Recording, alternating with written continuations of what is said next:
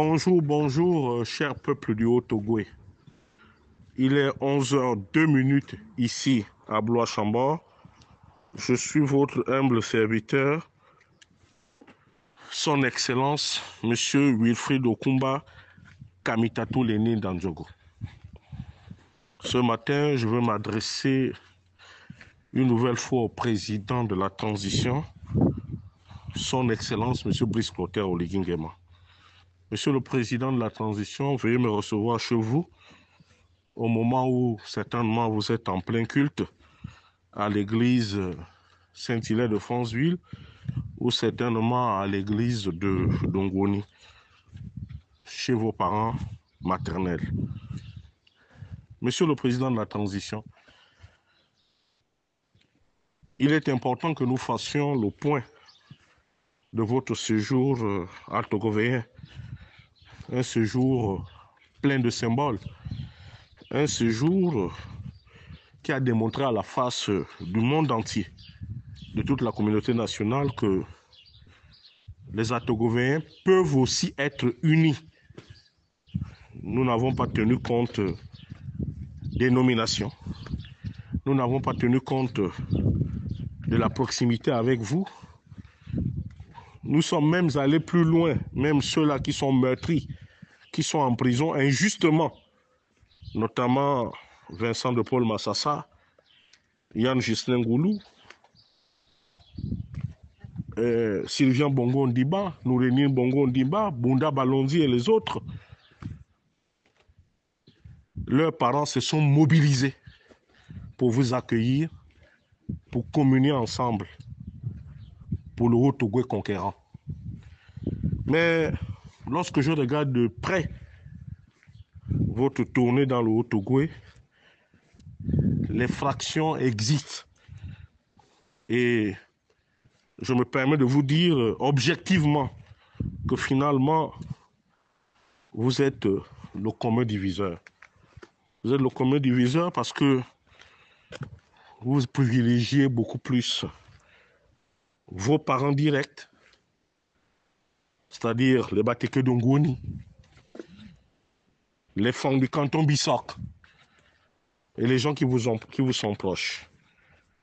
Si ce n'était que ces gens-là, c'est-à-dire que seuls les Bateke d'Ongoni, on leur avait laissé pour vous recevoir, ce serait un fiasco total. Donc, il est important pour vous, surtout au moment où vous avez exprimé clairement votre désir de vouloir vous présenter aux prochaines élections présidentielles qui, selon certaines indiscrétions, cette élection risque d'être anticipée ou certainement vous allez respecter le chronogramme arrêté d'accord parti avec les autres, avec la communauté nationale et internationale. Mais, Monsieur le Président de la transition, le Haut-Togo a besoin que certaines injustices soient réparées. Certaines injustices soient réparées. Nous sommes une province multilinguistique. Nous avons pratiquement entre 10 ou 12 patoires. Donc les gens doivent être absolument représentés au plus haut niveau de l'État.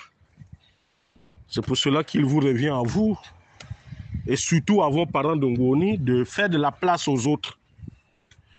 De faire de la place aux autres. On ne peut pas avoir dans une petite bourgade comme Ngoni 10 PCA, 10 directeurs généraux. Je n'ai rien contre eux.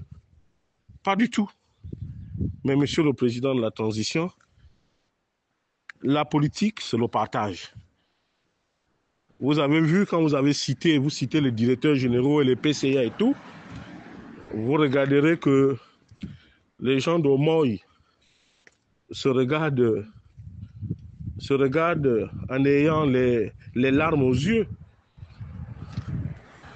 Parce qu'il n'y a rien là-bas.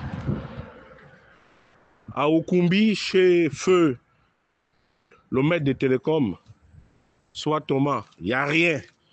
À Oyou, il n'y a rien. Tout est concentré au centre d'Ongoni. Est-ce que le Haut-Ogooué partira aux prochaines élections, même si d'aucuns pensent que nous sommes assujettis, que nous sommes désormais vos valets, mais les choses ne vont pas se passer comme ça. Et puis, Monsieur le Président, vous vous avancez, c'est bien, mais que faites-vous de la parole donnée lors de votre prise de pouvoir par les armes? Vous avez dit que vous devez remettre le pouvoir aux civils. Là encore, le mensonge, nous redoutons le mensonge. Le mensonge vient de vous rattraper. Vient de vous rattraper. Mais qu'à cela ne tienne, le vin est tiré, il faut le boire. Il n'y avait que des imbéciles qui ne savaient pas que vous, M. Brice Clotaire Oligui Nguema, vous visiez le poste de président de la République, que vous deviez être candidat. Mais des personnes averties comme nous autres, nous savions que votre candidature ne souffrait d'aucune contestation et qu'elle était là, elle était en gesticulation. Et aujourd'hui, vous avez franchi, même si vous n'avez pas été clair dans vos propos, mais nous avons su déchiffrer vos paroles empreintes de sérénité, mais surtout de défiance. Monsieur le Président de la Transition, il y a des problèmes de fond. La situation de Mwanda est lamentable, Monsieur le Président de la Transition. À Mwanda, nous ne parlerons plus de politique tant que vous ne ferez pas sauter le verrou Batolo. Tant que Batolo serait directeur général de la Comilogue, Monsieur le Président de la Transition, à Mwanda, nous ne voterons plus. Les populations m'ont chargé de vous le dire. Nous allons laisser l'affaire aux mains des Bawandji. Ce sont les Bawandji qui vont s'occuper de vous désormais, Monsieur le Président de la Transition. Nous vous donnons 8 jours, Excellence, Monsieur le Président de la Transition, pour faire tomber Batolo. Nous n'en voulons plus, Monsieur le Président de la Transition. Nous n'en voulons plus. Nous n'en voulons plus parce que notre vivre ensemble à Mwanda est lamentablement menacé par les agissements de M. Batolo. Je comprends qu'il soit soutenu par certaines personnes de votre cabinet. Et là-dessus, je reviendrai avec les noms. Je m'adresserai dans un audio où je serai très dur, Monsieur le Président de la Transition. Vous m'excuserez pour les propos que je vais tenir par rapport à Madame Chico, par rapport à Arthur Lemami, par rapport au soutien de Léopold Paul Batolo.